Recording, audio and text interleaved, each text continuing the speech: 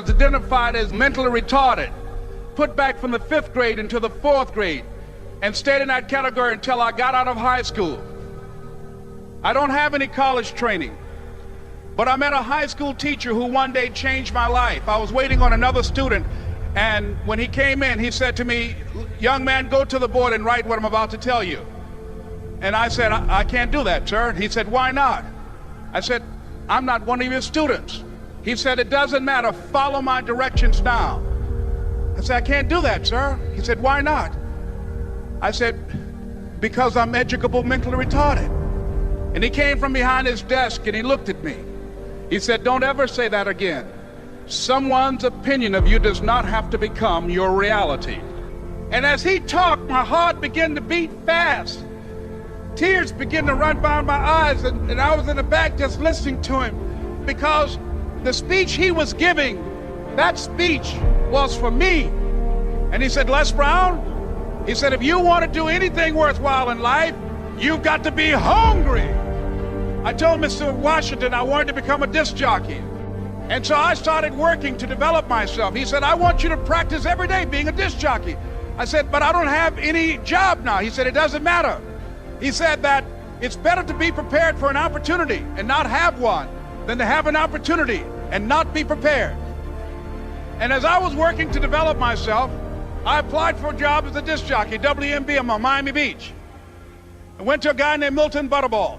I said, "How you doing, Mr. Butterball? I'd like to get a job as a disc jockey." He looked at me, he said, "You have any broadcast background?" I said, "No, sir, I don't." "You have any journalism background?" I said, "No, sir, I don't." He said, "We don't have any jobs available." I said, "Yes, sir."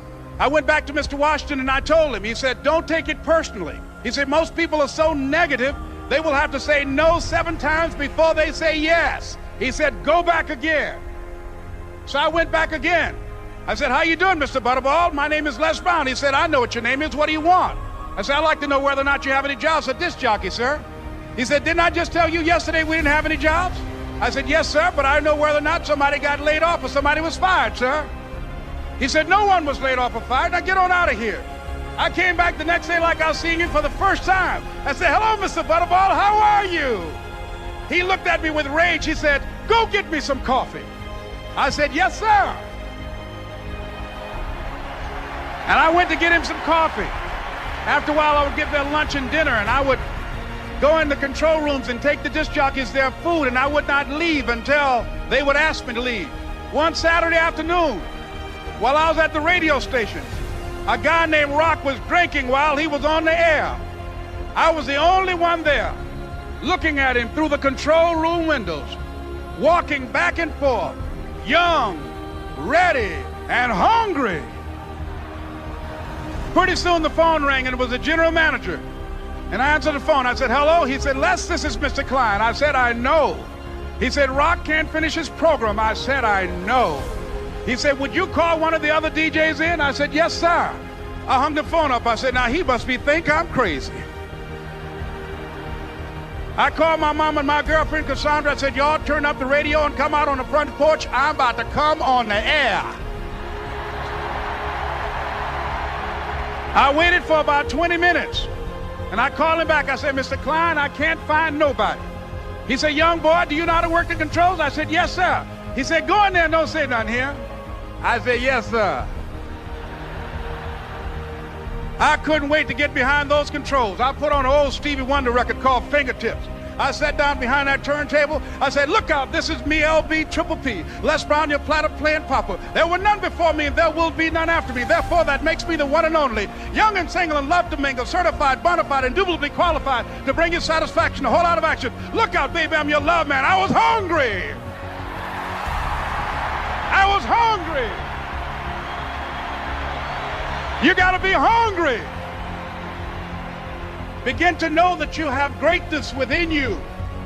And if just one of you here begin to envision yourselves as being blessed and highly favored to reach your goals, if just one of you capture the essence of what that means, that you have greatness within you and a responsibility to manifest that greatness, that you can make your parents proud, you can make your school proud, you can touch millions of people's lives And the world will never be the same again because you came this way.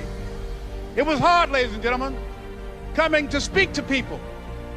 And I was facing financial difficulties in my own life. I was behind on my bills and my dreams, and I'm saying to them, you can live your dream. It was hard, ladies and gentlemen. It was very difficult to pick myself up each day believing that I could do it. There were times that I doubted myself. I used to ask myself, can I do this? And something said within me, you're the one.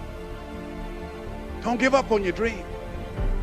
By continuing to push forward, by continuing to run toward my dream, that one day I would have my own talk show. It's a long shot, ladies and gentlemen, from Liberty City, an abandoned building on a floor, never knowing my mother or father. It's a long shot. Being here with you today in this dome in Atlanta, it's a long shot.